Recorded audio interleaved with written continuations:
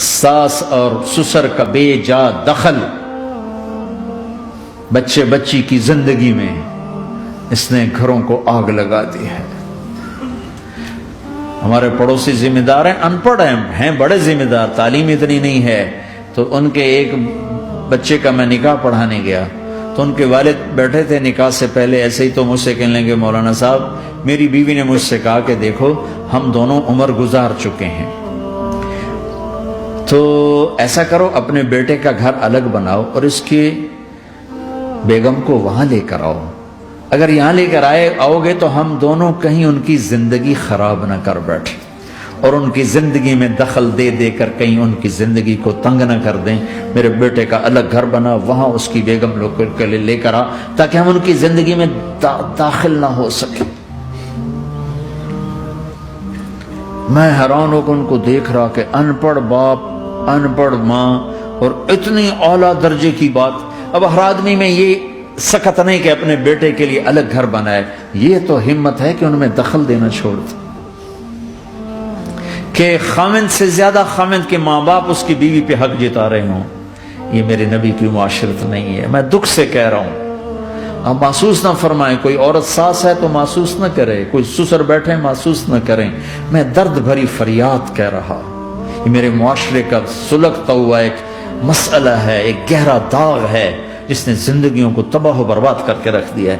کہیں اس کو الٹ بھی ہوتا ہے کہ آنے والی لڑکی ایسی بدتمیزی کرتی ہے کہ اس کے خامند کے ماں باپ کو بے عزت کر کے رکھ دیتی، رشتہ داروں سے توڑ کے رکھ دیتی ہے۔ یہ کیسز بھی ہیں لیکن یہ تھوڑے ہیں، یہ دوسرے والے زیادہ ہیں۔ میں اپنے نبی کی معاشرت بتانا چاہتا ہوں کہ میرے نبی کی زندگی میں محبت کے سوا کچھ نہ تھا، کل کائنات کے نبی ہیں۔ اور حضرت عائشہ سے کہہ رہے عائشہ دوڑ لگائے، عائشہ دوڑ لگائے۔ کوئی یہاں کہہ سکتا ہے، کوئی مولانا کہہ سکتا ہے بیوی سے آؤ بیگم دوڑ، تمہارا توڑے کو گھر نکے نکے تسی دوڑنا کتنے، چلو پوڑیاں چڑھ دے رہا کرو، پوڑیاں چڑھو ہیں۔ عائشہ دوڑ لگائیں، کون کہہ رہے ہیں؟ دو جہان کے سردار عائشہ دوڑ لگائیں۔ تمہاری تو بزرگی فوت ہو جائے۔ تو آپ نے صحابہ سے کہا، ایک سفر سے واپس آ رہے، جاؤ بھائی سب آگے چلے جاؤ، وہ سارے آگے چلے گئے۔ جب وہ نظروں سے غائب ہو گئے، عائشہ آؤ دوڑ لگائیں، دونوں نے دوڑ لگائی۔ حضرت عائشہ فرماتی ہوں میں آگے نکل گئی، کچھ سال گزر گئے تو میں ذرا موٹی ہو گئی، تو ایک سفر سے واپس آ رہے تھے، آپ نے کہا صحابہ سے چلو بھائی آگے، سارے صحابہ آگے چل کے غائب ہو گئے، کوئی نظر نہیں آ رہا، تو پھر آپ نے کہا عائشہ دوڑ لگائیں۔ میں کہا لگائیں، کہا ہم نے لگائی تو میں ذرا موٹی ہو گئی تھی، تو نبی آگے نکل گئے، تو پھر آپ نے فرمایا ہذہ بتلک، عائشہ آج میں نے اپنا بدلہ لے لیا، اس وقت تم جیت گئی تھی، آج میں جیت گیا۔ آپ نے نبی کی زندگی پڑھو اللہ کے واسطے کہ آپ نے گھر کیسے چلائے، کھانے کو کچھ نہیں اور بیویاں خوش ہیں، سلوک تھا نا، کھانے کو کچھ نہیں ہے، 2 مہینے چولہا نہیں جلتا ہے، لیکن بیویوں کو ایسی محبت تھی کہ وہ قربان ہوتی جا رہی، اور یہ سب کچھ دے کر گھروں میں آگ ہے، اس لیے کہ بول ٹھیک نہیں، نہ خامد کا بول ٹھیک ہے نہ بیوی کا بول ٹھیک ہے۔ اور عام طور پر زیادتی چونکہ مردوں کی طرف سے ہوتی، کبھی عورتوں کی طرف سے بھی ہوتی، میں تو دونوں کے لیے بات کر رہا ہوں۔ اس زبان کو میٹھا کرنا سیکھ لو، اگر اپنے گھروں کو چین سے سکھ سے بھرنا چاہتے ہو تو چیزوں سے نہیں آئے گا، تمہارے سلوک سے، بیہیویئر سے آئے گا۔ اپنے سلوک اچھے کرو، اپنے رویے اچھے کرو۔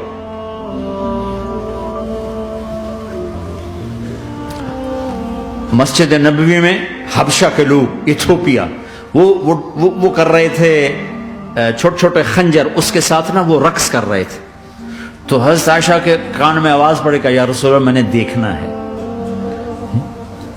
تو کوئی ہمارے جیسا ہوتا کہتا تو لایا نہیں کرتی، فضول کام دیکھتی، تو نبی کی بیوی کو چل بیٹھ قرآن پڑھ، چل مصلی پہ بیٹھ جا، چل تسبیح پڑھ۔ تجھے خیال کیسے آیا دنیا میں دین مٹ رہا ہے، تمہیں خیال کیسے آیا کہ تو تماشا دیکھتی ہے؟ آپ نے کہا آؤ دیکھتے ہیں۔ خود آپ دروازے میں کھڑے ہو گئے اور عائشہ کو پیچھے کھڑا کر لیا۔ عائشہ رضی اللہ فرماتی میں آپ کے پردے میں کھڑی ہو کر میں دیکھتی رہی یہاں تک کہ آپ تھک گئے, ہمارے نبی تھک گئے. اور تھک کے نا کبھی یوں ہو جاتے,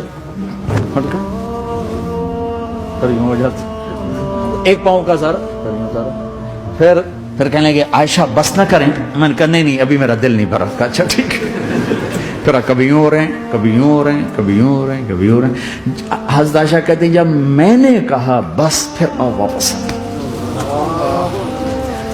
یہ میرے نبی کی زندگی ہے. تم لان تان سے زندگی بنانا چاہتے, ساس سسر بہو پر بیٹے سے بھی زیادہ حق جتانا چاہتے.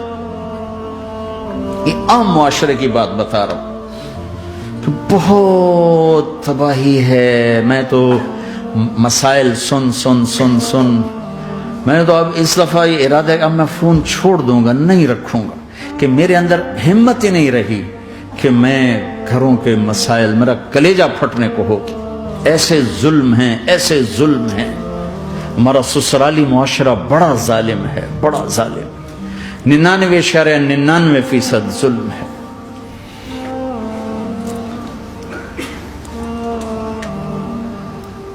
یہاں آنے سے پہلے ایک بچی کی بات, پنڈی سے اس کا فون آیا کہ سسرال نے کہا تھا بچی ہوئی تو طلاق دے دیں گے.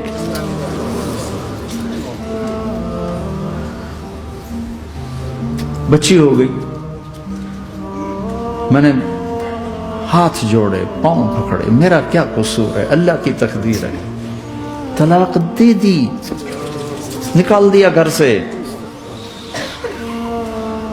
حج میں 2 بچہ بچی ساتھ تھے ابھی میرے حج میں, تو 22-23 سال کا بچہ تھا, اتنی سال کی بچی تھی. تو وہ میرے ساتھ حج میں اکٹھے تھے.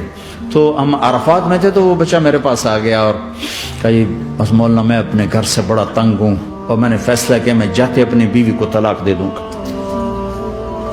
میں نے کہا شادی کتنا عرصہ؟ کہا 3 سال. میں نے کہا بیٹا ایسا نہ کرو, میں جب حج سے ہم واپس جائیں گے نا عزیزیہ میں, تو تم دونوں میاں بیوی میرے پاس آنا. تو ہم جب واپس گئے تو میں نے پہلے اس کی بچی کو بلایا اور وہ خود ہی ملنے آ گئے کہ میرے کچھ مسائل ہیں. پھر اس نے بیچارے نے اپنا دکھڑا شروع کیا. تو کہا جی 1 سال بچہ نہیں ہوا تو میری ساس نے مجھے اتنا ذلیل کیا, سسرال نے, یہ تو بانجھ ہے, یہ تو بانجھ ہے, اس کا تو ہونا ہی نہیں ہے. اور اتنے تانے کہ میرے ماں باپ بھی رو برا حال, میرا رو برا حال. پھر آخر یہ ہوا کہ چلو میڈیکلی دیکھا جائے, ٹیسٹ کیا گیا تو فالٹ بچے میں نکلا, میں تو کلیئر تھی. تو پھر میری ساس کی ٹیپ بدل گئی. تو تقدیر ہے, تقدیر میں لکھا تھا ایسے ہی, تقدیر ہے. اب تقدیر آ گئی, اللہ کی رضا پہ. پہلے اس کو ذلیل کیا ہوا تھا, اور جب بیٹے میں فالٹ نکلا تو اب یہ تو تقدیر ہے, تو اللہ کی رضا پہ راضی ہو جائے. چھوٹے مسائل. جب میں نے تھوڑی سی ان سے سیٹنگ کی تو ابھی میں اس سے فون سے ان ٹچ ہوں کہ کہیں یہ پھر بے وقوفی نہ کر بیٹھے. کہا مولانا ہمارا گھر سکھی ہو گیا پر ماں باپ دونوں ناراض ہو گئے. میں نے ان کی ناراضگی کی فکر نہ کر, انہیں راضی کرنا تیرے ذمے, تیری بیوی کے ذمے نہیں ہے. تو اپنا حسن سلوک باقی رکھ. اس حد تک یہ ہمارے گھروں میں جو نہ جاننے کی وجہ سے دیکھو تمہارے یہاں ٹریفک کا سسٹم کتنا اچھا ہے.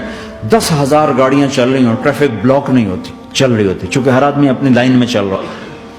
اور ہمارے پاکستان میں 10 گاڑیاں کٹھی ہو کے سر پھنسا کے کھڑی ہو جاتی ہیں, ساری رات کھلوتے رہتے ہیں, راہ نہیں دیں, کھلوتے ہیں کئی دفعہ. او تو ہٹ, او تو پیچھے ہو. 200 گاڑیاں ادھر, 200 ادھر. یہ چونکہ میں روز سڑکوں پہ چلتا ہوں, روز یہ تماشا دیکھتا ہوں. اگر تم اپنی لائن میں رہو تو کوئی فساد ہی نہیں. جب تم اپنا بیریئر کراس کرتے ہو پھر فساد شروع ہو جاتا.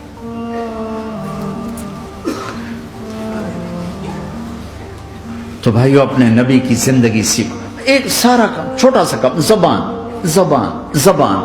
غیبت چھوڑ دو, جھوٹ چھوڑ دو, گالی چھوڑ دو, تانا چھوڑ دو, طنز چھوڑ دو, برا بھلا کہنا چھوڑ دو, بلکہ حوصلہ افزائی کرو, تعریف کرو.